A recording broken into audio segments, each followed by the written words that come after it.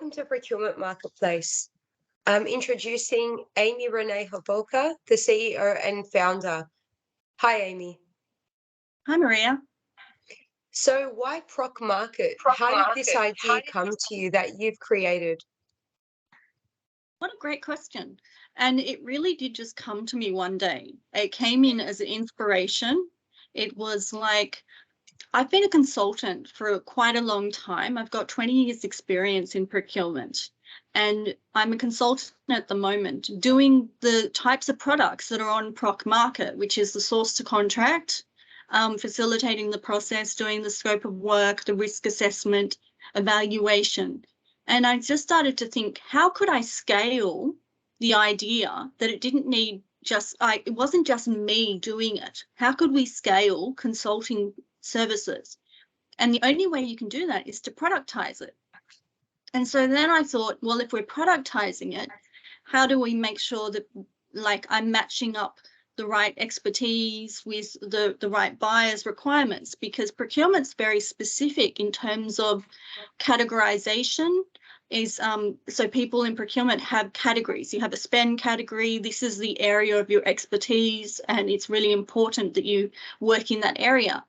So I then thought about the 157,000 categorization engine, which has come from the United Nations Standard Products and Services Codes, which I've then taken and matched it up with industry. So taken the codes, matched it up with the industry, and that's how we've got to the interactive categorization engine. So really the vision of the ProcMarket was all about how to productize consulting services. Wow, that is huge. 157,000 categorization and subcategories in that I've never seen that before.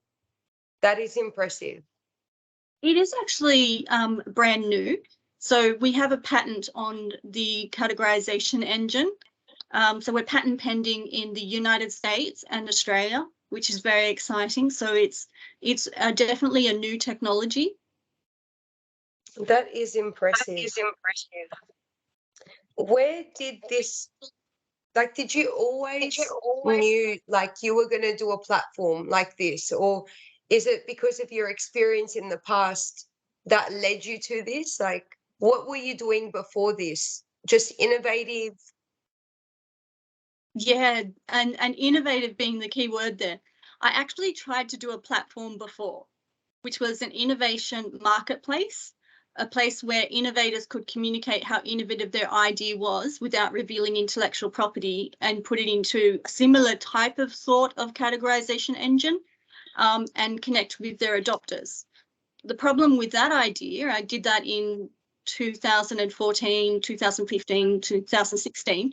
The problem with that idea is I didn't have a way of monetizing it. So there was no revenue model as such. Whereas the procurement marketplace, it's leveraging my experience in procurement. So I've got 20 years experience in procurement and also certified by the Chartered Institute of Purchasing and Supply. So it's leveraging what I know very well into a technology tool. Wow. So I kind of always had the idea, but then it's also come from inspiration. So in the last 2 years, obviously, everyone around the world has faced with COVID and a lot of loss and sadness and, working from home and not being able to go out. Is this the time where you decided to make this platform? Was it because of COVID that this came to you as well? Binding all your ideas into the one, starting at 2014, not really working out. Here we are in 2022 and it just boomed. Is that something that you went, yeah? Yeah, you're absolutely right. COVID was an inspiration for me. Working from home, I love working from home. I love working from the laptop and connecting with people on video calls and managing my workload and all of that. Before COVID, this platform couldn't have been possible because people are now used to working from remotely with not having to be face to face. So what that enables us to do is have a globally reached platform. So we have procurement professionals from Brazil, from Budapest, from Saudi Arabia, from India, from Bangladesh. We have procurement professionals coming from all around the world and Australia. And we have potential clients coming from all around the world, coming into this melting pot of Procurement Marketplace to bring their expertise forward and bring their needs forward.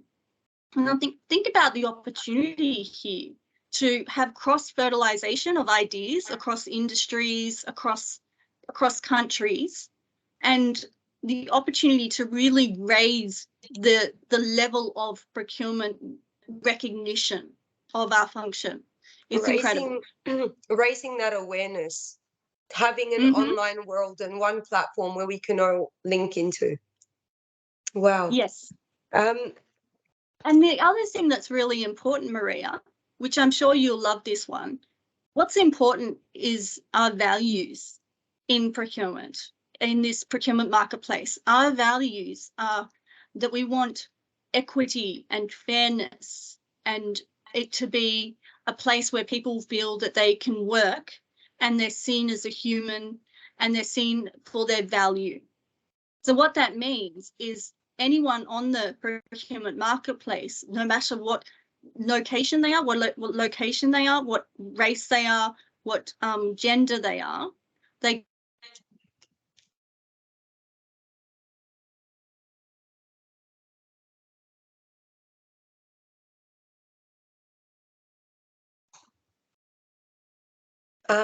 okay. Amy, the page has frozen. I think we're going through some technical difficulty at the moment. it's working fine on my end. Oh, got it. Yep. Sorry Great. about that. You froze. I didn't hear anything. Sorry. Could you repeat what you just said? I didn't hear it. Okay, I will repeat it. It's important, so I will repeat it.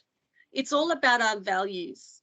So no matter what location you live in, whether you're in India, Australia, Brazil, Russia, Budapest, you get paid the same. If you're a beginner, you get paid the same as a beginner. If you're an advanced, you get paid the same as an advanced. If you're an expert, you get paid the same as an expert. We've got fixed price products in the procurement marketplace, and those fixed price products mean that there's guaranteed income. So you earned 75% of the value of the project. So the product that they purchase, you earn 75% the value of that project, and that's what you're paid on a project basis, which we've mentioned before in other videos, and the opportunity is remarkable. I don't know of any other platform that is offering this fair and equitable approach. How would let's say I'm a professional and I want to work with procurement and I need to pay tax, and does that mean that in Australia obviously we pay tax as we go? Is it a subcontracting? Is it a salary? It's kind of like a salary. It's kind of like a salary, but it's a casual employment contract. And let me explain why it's so important that the employees are employees. I want them to feel a sense of belonging of the organization. So we're going to be growing an enterprise level, but it's going to be casual employees who are paid on project basis. You'll be paid through the website, and you'll have a wallet on the website where you can transfer money to PayPal or to your bank account, or however you want to do it. So that's going to be through the website, and it will be secure. It will be with Stripe, Payoneer, and other payment mechanisms being developed to make sure that it's really secure. But what's important is, because we have employees from all over the world, we can't manage all of their tax systems and what they need to do. So it's important that the individual, the procurement professional, puts aside money to pay for their tax from what they earn. Okay, and they pay tax in their own country. That's fair. That makes sense. Okay, so I know the UAE, they don't pay tax, so they would really benefit in that part of the world, whereas in India they would, Australia they would, and you have to pay your own tax. Yeah, you have to pay your own taxes. What? Let me So see. we've got a couple of other questions, but I know one of the ones you're burning to ask is, what is our why? Why Procurement Marketplace? What's different about us? Why would you join us? Well, one, let me just tell you, we are a startup.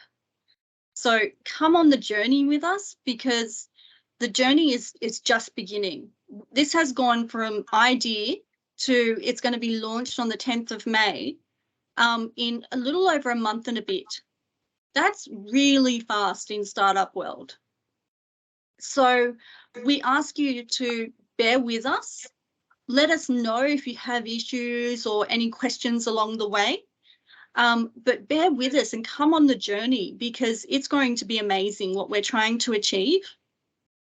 Also, what we want to do is have as many people in the platform ready to go. So you may not get work straight away, but we need procurement professionals in there so we can go to buyers and say, we have all the procurement professionals in, let's say we go to the hospitals or we go to health as a category.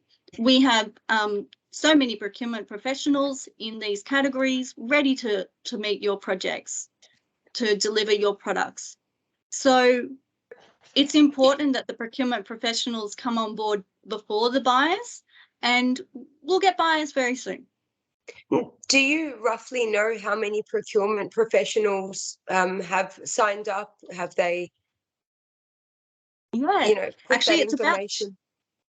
it's about 260 have signed up so far, and put in their That's experience. that's massive. That's in the estimate of 1 week, 2 weeks, like that's In a many couple of days. numbers in a couple of That's a days. couple of days. So even if we had a buyer, we have the professionals there ready to go. Yeah, we have the professionals ready to go. And that's what's important when you're doing a marketplace and you're bringing two sides of the market together. Now, Maria, something else that's really important is there is automatic matching in the platform, because we're asking very distinct questions and asking about the experience and levels of experience of the procurement professionals. So they've put in and they've put forward their experience and their categories, and administration, that's myself or whoever I allocate to administer, but at the moment it's myself, goes through and approves each of the levels of experience and categories. So when the matchmaking happens, we know that it's going to be with somebody who has the level of experience, capabilities to deliver. That's excellent. I have a question. Who do I speak to if I face a showstopper on a project? So if I was to face a showstopper, like the contract failing or something. Oh, wow. Yeah. Who do you speak to? You bring it to our attention as soon as possible. So you either message myself, the CEO and founder, or you message yourself, the Chief Operations Officer, and we'll deal with it. So if something happens on the platform and you can't deliver, it's really important that we all know the client always gets their delivery. Client always On gets their time. project delivered on time, on budget, and of a high quality. So if someone can't deliver, we'll have a two strikes and you're out kind of system. So you get one chance. If you don't deliver, we'll bring in an expert onto that project to pick it up, to finish delivering it for the client so it's delivered on time at our cost. If you don't deliver a second time, or you can't deliver a project a second time, then I'm sorry, you're off the platform. We can't have reputational risks of non-delivery. That's right. Okay. Well, thank you, Amy, for answering those questions and talking about this amazing platform. Hopefully, people out there will look forward to starting up and on this journey with us. And we appreciate your time and your beautiful energy that you carry about this amazing product. Thanks, Maria. Anytime. Can't wait to see everyone on the platform soon. Same here.